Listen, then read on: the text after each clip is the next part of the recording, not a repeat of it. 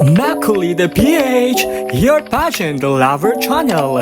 Mag-subscribe ka na! Apat na Filipina queens ang sabay-sabay na magdadala ng karangalan sa Pilipinas ngayong 2025 sa iba't ibang international beauty pageants. Si Atisa Manalo, ang pambato ng Pilipinas sa Miss Universe 2025, ay gaganapin sa Thailand kung saan inaasahan ng mga fans ang kanyang pasabog na performance at eleganteng aura. Samantala, si Chelsea Fernandez naman ay lalaban sa Miss Cosmo International 2025 na magaganap sa Vietnam, kung saan kilala siya sa kanyang fierce walk at malakas na stage presence.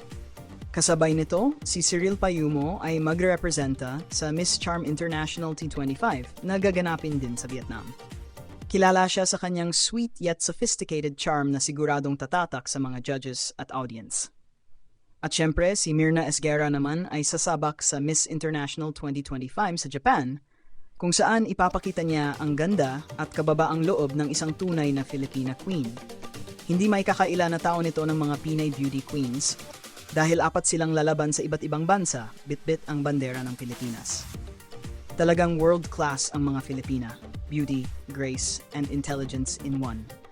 Kaya't abangan at suportahan natin ang kanilang mga laban dahil siguradong may isa o higit pa sa kanila ang mag-uwi ng corona.